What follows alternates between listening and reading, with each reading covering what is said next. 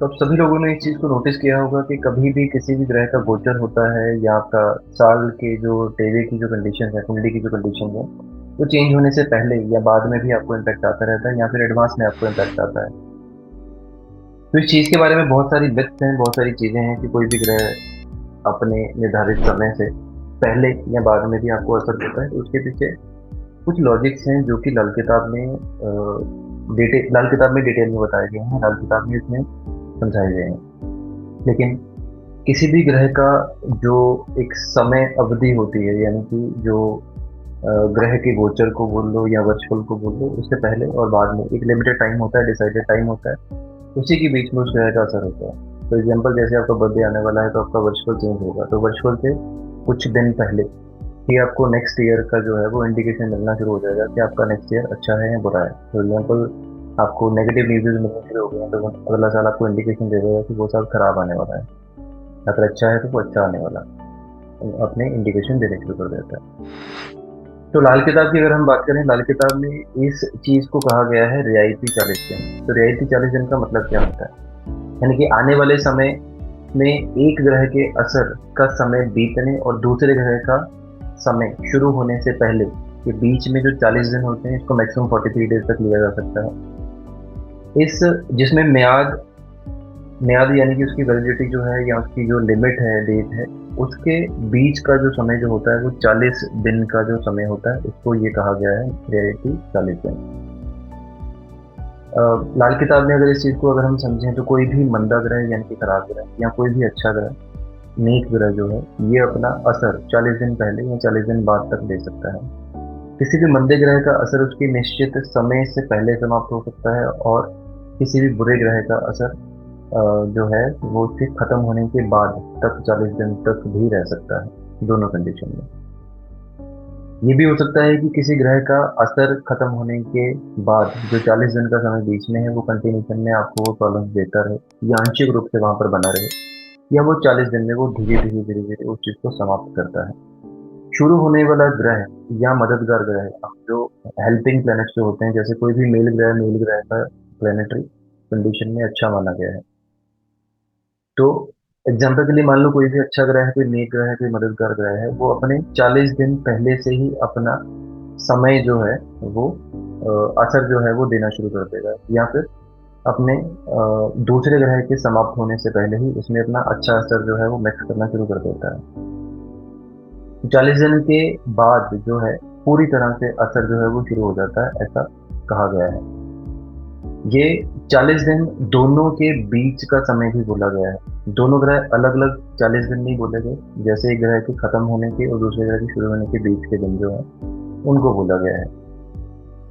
हम ये भी कह सकते हैं कि इस कंडीशन में दोनों ग्रहों का जो पल जो है वो मिश्रित होगा, मिक्स्ड मिलेगा। इन्हीं चीज़ों को टू स्पेसिफिकली रियायती 40 दिन बोलेगा। रियायती मतलब कंसेशन बोल लो आप, रियायत जिसको हम बोलते हैं, कंसेशन के दिन बोल लो आप, ऐसी चीज़ों को समझ सकते हैं। इसीलिए जब भी बच्चे का जब जन्म होता है तो 40 दिन जो होते हैं कुछ शिला बोलते हैं 40 दिन का। तो 40 दिन का समय इसीलिए वहां पर निर्धारित किया गया है जब भी किसी बच्चे का जन्म होता है, सूतक जिसको हम बोल रहे हैं। ऐसी कंडीशन में नॉर्मल भाषा में अगर जन्म के समय की बात करनी है तो बच्चे के जन्म के समय 40 दिन का ये कंडीशन जो है वो बोली गई है ऐसी कंडीशन में। और सेम कंडीशन में मरने के बाद बोला गया है, सूतक पातक के नाम से भी इसको जाना जाता है। इस 40 दिन या फिर ज़्यादा से ज़्यादा 43 दिन की जो वैलिडिटी है या इसको जो टाइम है, जो म्याद है, लाल किताब के हिसाब से इसका मतलब जो है इसमें कहा गया है कि 28 नक्षत्र और 12 राशियां, इन दोनों को जो अगर टोटल कर लें तो 40 दिन माने जाएंगे, या टोटल इसका 40 आएगा। इसी को 40 रियायती दिन बोला जाता है इसी कंडीशन में। इन दिनों दोनों ग्रह जो हैं वो आने और जाने वाले होते हैं, दोनों का असर जो है वो मिक्स्ड कंडीशन में माना जाता है। इस चीज में आने वाला ग्रह अपनी चीजों के ऊपर अपना असर देकर आपको अपने इम्पैक्ट दे सकता है या फिर अपनी निशानी छोड़ता है वैसी कंडीशन पर।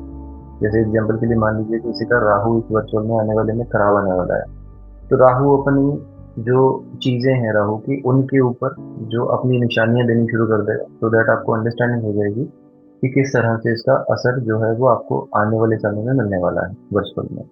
एग्जाम्पल के लिए मान लीजिए कि आपकी कुंडली में जो है वो चंद्रमा वर्ष फल में 2 में आ गया, बृहस्पति 4 में आ गया। यूजुअली तो ये जो साल है ये अच्छा निकलता है, ऐसी कंडीशन में अच्छे असर ही मिलते हैं, लेकिन स्टिल वो 40 दिन की जो कंडीशन मैं इसमें आपको वीडियो में जो एक्सप्लेन कर रहा हूँ वो चीज़ यहाँ पर रहेगी। वैसी ही कंडीशन में मान लीजिए कि आपकी पिछले वर्ष में राहु खराब था, शनि बुध भी खराब थे, तो आपकी बर्थडे वाले दिन 31 तारीख को मान लीजिए कि आपका वो टाइम जो है वो खत्म हो चुका। लेकिन एग्जाम्पल के लिए ये भी समझा जा सकता है यहाँ पर कि जो 40 दिन का जो समय मैंने आपको यहाँ पर बताया है कि उसके बाद भी ये असर जो है वो इनका जारी रहे।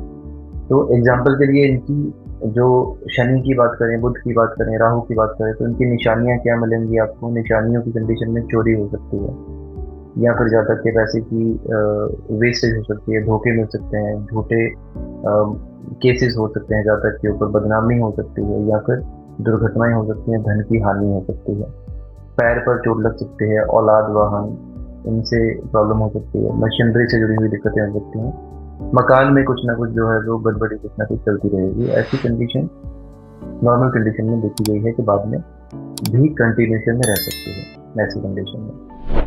तो ये एग्जाम्पल था। अ, अगर एग्जाम्पल के लिए मान कि अगला साल आपको समझ आ गया कि आपके लिए अच्छा नहीं है, या फिर आपको निशानियां जो है वो अच्छी नहीं मिल रही हैं, कोई नई कसर का ग्रह नहीं मिल रहा है, तो ऐसा भी पॉसिबल है कि उपाय करने के समय जो है वो ये भी आप ले सकते हो, यानी कि 40 दिन पहले भी आप उपाय कर सकते हो वैसी कंडीशन पर अगले वर्ष फल का।